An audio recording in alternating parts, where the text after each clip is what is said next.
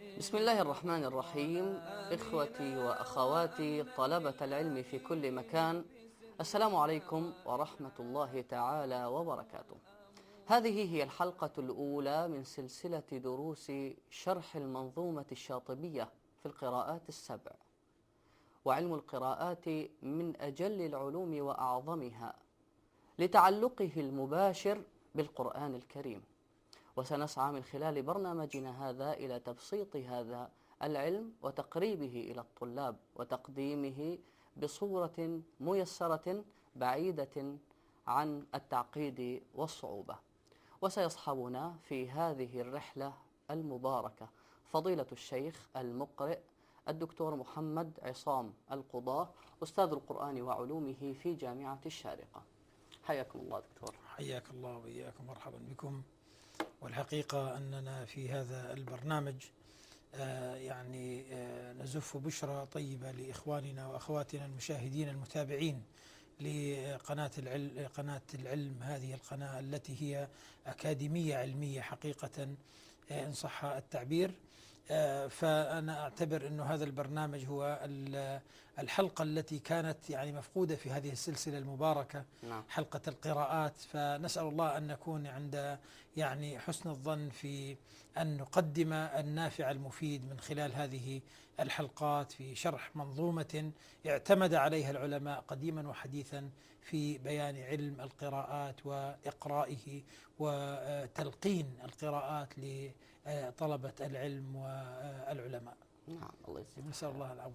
شيخ، قبل أن نبدأ بشرح الأبيات كان المقترح أن نبدأ بلمحة تعريفية عن علم القراءات، كيف نشأ ومن هو الذي أنشأه.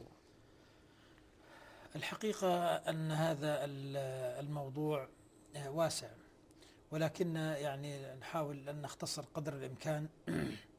وعلم القراءات كعلم بلا شك أنه علم أصل وقعدت له قواعده في زمن التأليف وزمن تقعيد القواعد للعلوم الشرعية بشتى أنواعها. لكن أود قبل ذلك أن أتحدث عن أصل نشأة الاختلاف في القراءة، لأن القراءات معناها أن هناك أكثر من كيفية في قراءة القرآن الكريم، وهذه الكيفيات التي هي لقراءة القرآن الكريم منشأها الوحي. وهذا أمر ينبغي أن يحرص على اليقين به إخواني وأخواتي طلبة العلم، أن هذا الأمر ليس هو من قبيل كما يقولون ليس بالتشهي ولا بالتمني، وما لقياس في القراءة مدخل فدونك ما فيه الرضا متحقق. كلها نزل بها الوحي. كلها نزل بها الوحي. فكيف كان ذلك؟ الحقيقة هذا يرجعنا إلى بدايات ما يتعلق بمسألة نزول القرآن الكريم.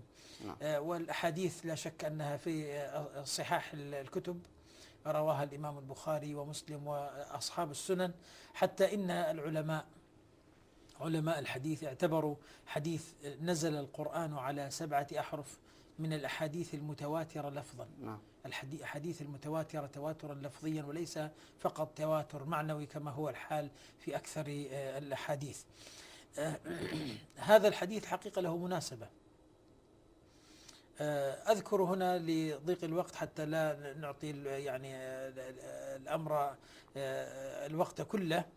أذكر حديثين من الأحاديث أو موقفين من المواقف التي وردت في السنة في كتب الصحيح. الموقف الأول ما ورد من موقف بين عمر بن الخطاب رضي الله عنه وهشام بن حكيم. قال عمر: مررت بالمسجد وإذا هشام بن حكيم يقرأ سورة الفرقان، وإذا به يقرأها على غير ما أقرأني النبي عليه الصلاة والسلام. قال: فكدت أساوره، كدت أن أقطع عليه صلاته، ظنا من عمر رضي الله عنه أنه يقرأ دون تعليم، يقرأ لأنه يقرأ على غير ما أقرأه النبي، هو متيقن بقراءته لأنه تلقاها عن رسول الله صلى الله عليه وسلم. قال: فأمهلته حتى انتهى من صلاته فلببته بردائه. اللبة هي منطقة العنق هنا، هذه اللبة، فإذا مسك الإنسان شخصا آخر في هذه المنطقة قال لببه. قال: فلببته بردائه وأتيت به النبي صلى الله عليه وسلم وقلت له: يا رسول الله، إن هذا يزعم أنك أقرأته سورة الفرقان وإنه يقرأها على غير ما أقرأتني. إذن هنا نلاحظ قضيتين عند سيدنا عمر. الأولى أنه لم يصدق هذا الصحابي أنه تعلم من النبي عليه الصلاة والسلام، يزعم أنك أقرأته، فيه أسلوب التمريض، فيه أسلوب يعني فيه نوع من عدم الثقة بقول هشام. والأمر الثاني الذي يؤخذ من كلام عمر أنه كان يظن أن القراءة لا يجوز أن تختلف بحال من الأحوال بين القراء، وإنه يقرأ على غير ما أقرأتني، وما يزال ماسكا بلبته وهو يتكلم مع رسول الله صلى الله عليه وسلم.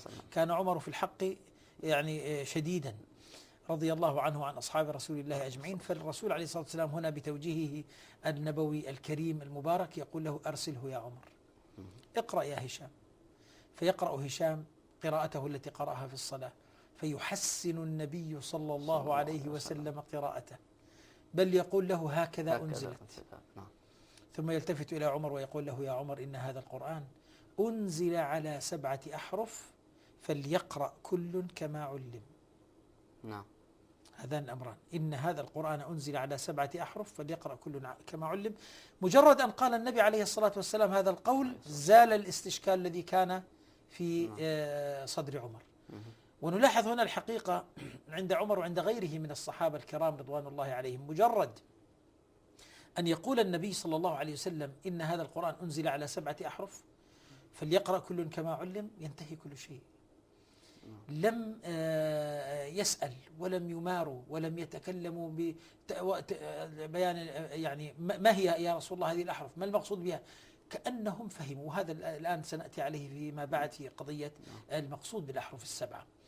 الحديث الثاني الذي استوقفني حقيقة من هذه الأحاديث مجلس كان بحضرة النبي صلى الله عليه وسلم، يحدثنا عنه كاتب الوحي أبي بن كعب رضي الله عنه، يقول كنت في مجلس عند